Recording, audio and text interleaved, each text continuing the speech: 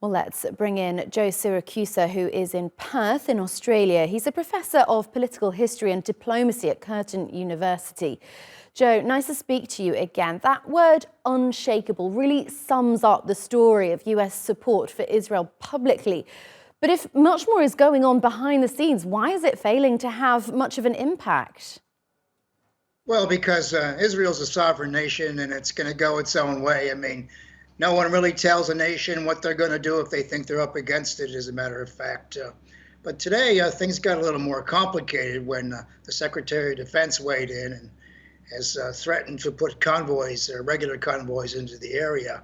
You know, we live in a dangerous and uncertain world, and it just became more dangerous and uncertain because we're a little closer to a regional conflict. If the Houthis draw American blood, for example, in the Red Sea, America will strike in Yemen itself. And of course, Saudis don't want that to happen because they're about ready to wriggle out of that civil war there, and they're afraid that the Houthis are going to be replaced by somebody even worse. So it upsets the balance. But look, the United States has almost no real control over Israel. They're doing a lot of things now to try to bring them into line in terms of disproportionate deaths, but that's for domestic reasons.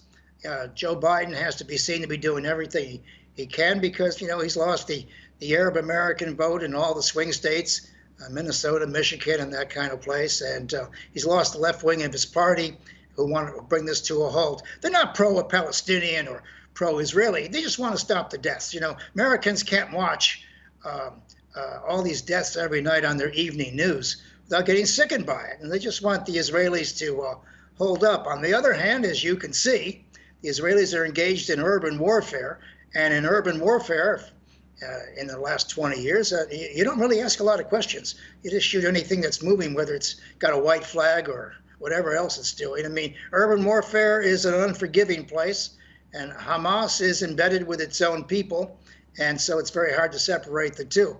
Now, I think the really great, interesting news here is that the Houthis have rolled the dice on this.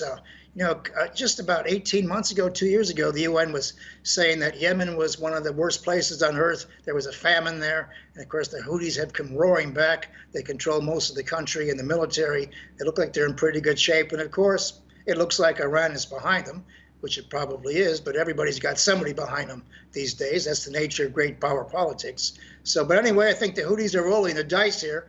And, you know, it's not just pirates or ships aimed for Israel. You know, they're picking a fight now with America and its armada. And I might mention something that you probably haven't picked up in your neck of the woods, that when the Americans started asking for volunteers here, Australia, its great friend in this neck of the woods, sort of turned them down. They say they need all their shipping for the South China Sea and for the sea lanes approaching Australia. And so, you know, these kinds of demands, they create fractures in the America's alliance with the rest of the world. So it creates all kinds of knock-on effects and problems. But look, this is a very dangerous situation, and you're right to cover it very closely because this kind of thing can spiral, I think, in a regional conflict very quickly and very fast. I mean, Joe, the South China Sea, not an undifficult or unchallenged place in itself. I just wondered, you said the Houthis are rolling the dice. Can you explain in a bit more detail what you mean by that and what you think the consequences will be for them? 2014, they were fighting for control of the country. Today, what they're doing is very popular. They're seen as a good friend of the Palestinian people. They see themselves as leaders in this Arab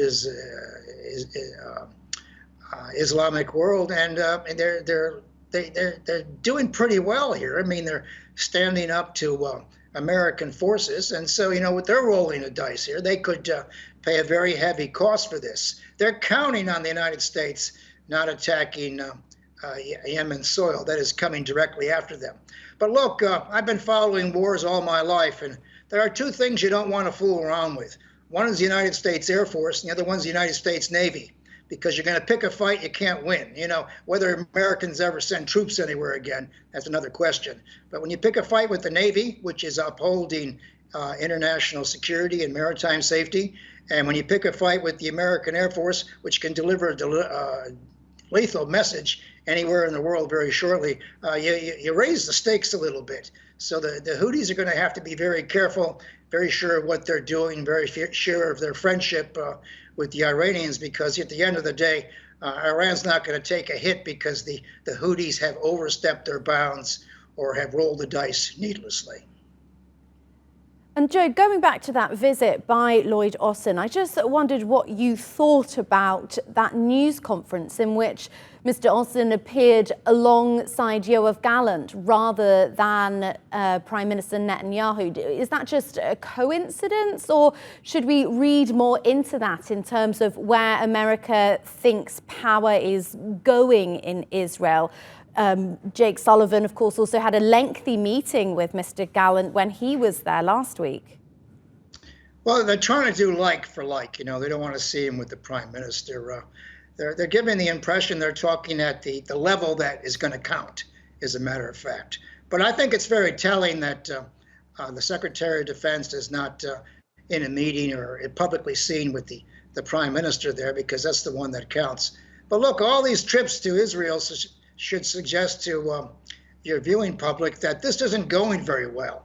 America's allies don't need a visit from the cabinet or the National Security Council to follow American instructions or take American advice.